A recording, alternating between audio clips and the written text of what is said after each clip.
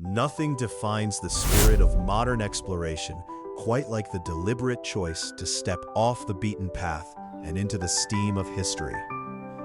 For one family of four, the journey began not with a map, but with a whisper of a legendary hot spring tucked away in the volcanic folds of a distant mountain range. They had heard of a village where time seems to have been suspended in the 1960s, and where the water carries the weight of the Earth's internal heat.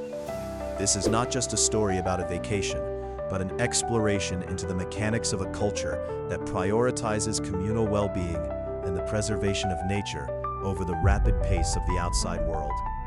The family arrived at the edge of the village as the sun began to dip below the cedar trees. The air here is different, thick with the scent of sulfur and wood smoke. This specific destination is famous for its high concentration of kuroyu, or black water, which is rich in humic acid and organic matter derived from ancient buried plant life. From a geological perspective, the hot springs here are a marvel of natural engineering. The water travels through deep subterranean channels, heated by the magma chambers of a nearby dormant volcano, before emerging at temperatures exceeding 42 degrees Celsius. The chemistry of these springs is as complex as any high-performance machine. In this region, the water is categorized by its mineral content, ranging from acidic hydrogen sulfide to alkaline simple springs. Each serves a specific physiological purpose. The family learned that the sulfur springs are prized for their ability to dilate peripheral blood vessels and improve circulation, while the alkaline waters are said to exfoliate the skin by emulsifying sebum. It is a natural laboratory where the variables are temperature, pH levels, and immersion time. But the physical properties of the water are only half of the equation. The true complexity lies in the social architecture of the village.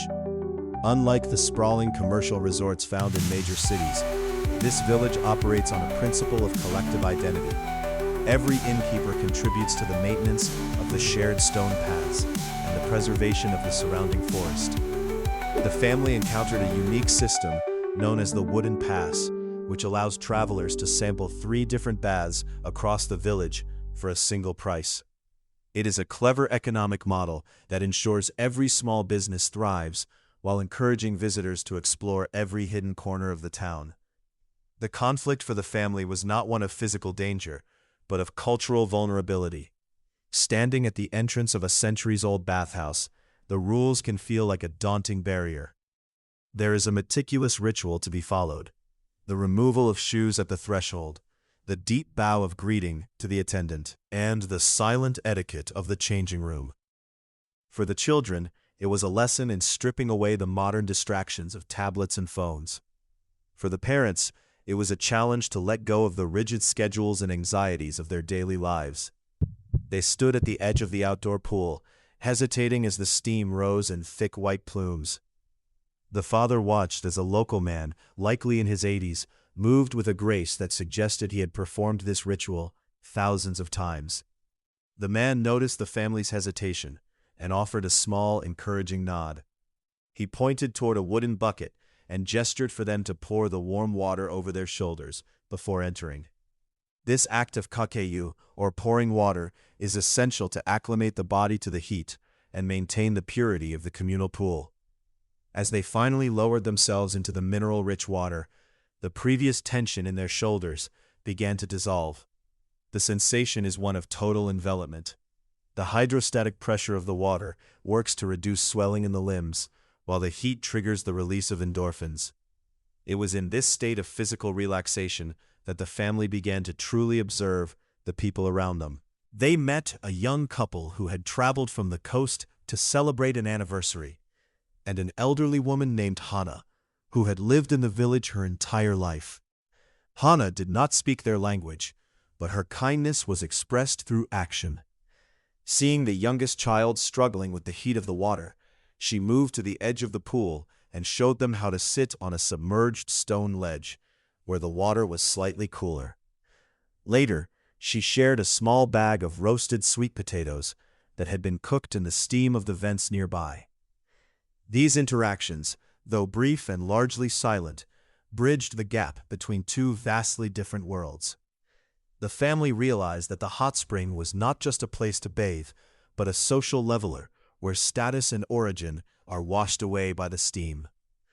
The architecture of the village further reinforces this sense of connection. The buildings are a masterclass in traditional engineering, using dark wood and plaster designed to breathe with the seasons. In the winter, the heavy roofs hold the heat of the rising steam, while in the summer, the sliding paper doors allow the mountain breeze to circulate. The family stayed in a room with tatami mats, where the scent of dried rush grass provided a sensory anchor to the experience. There were no televisions or clocks, only the sound of the river rushing over the rocks outside. The culinary aspect of the trip was equally rigorous and rewarding. Known as kaiseki, the multi-course meals served at the inn were a reflection of the immediate environment. The family was served mountain vegetables foraged that morning, river trout grilled over charcoal, and rice grown in the terraced fields just a few miles away. Each dish was a testament to the season, served on ceramics that had been in the village for generations. It was a reminder that in this culture, nothing is wasted and everything has a place. As the week progressed, the family found themselves moving at a different pace. They spent their afternoons wandering the narrow alleys, stopping to talk to shopkeepers who sold handmade combs and pickled plums. They learned that the kindness they experienced was not an outlier, but a fundamental part of the village's identity. The locals view themselves as stewards of the land and the water, and they treat every visitor as a guest in their collective home. This experience highlights a growing trend in global travel, the move toward deep immersion and cultural exchange. In a world that is increasingly digital and disconnected, places like this hot spring village offer a rare opportunity to reconnect with the physical world and with other human beings. The family's journey shows that while the technical aspects of a destination, like the mineral content of the water or the architecture of the buildings, are fascinating, it is the human element that leaves the most lasting impression. The turnaround for the family was complete by the final day. They no longer felt like outsiders, peering into a closed world. Instead, they moved through the rituals of the bath with confidence and respect. They had learned that the rules were not meant to exclude, but to create a space where everyone could feel safe and relaxed. The children had traded their screens for the simple joy of watching the steam rise against the green canopy of the forest. As they prepared to leave, the family returned to the first bathhouse they had visited. They saw Hana again, sitting on a bench near the entrance. This time, it was the father who offered a deep bow of gratitude. She smiled and waved as they walked toward their car, a small gesture that carried the weight of the entire week's experiences. The car felt cramped and loud as they drove away, a stark contrast to the quiet harmony of the village they were leaving behind. The impact of this trip will likely be felt for years to come. It served as a reminder that there is immense value in slowing down and seeking out the stories of others. The hot spring village is a fragile ecosystem, both geologically and socially, and its survival depends on the continued respect and curiosity of those who visit. It is a place where the Earth's energy is harnessed not for industry, but for healing and connection. But what do you think about this approach to travel? Do you think more people should seek out these types of culturally immersive experiences?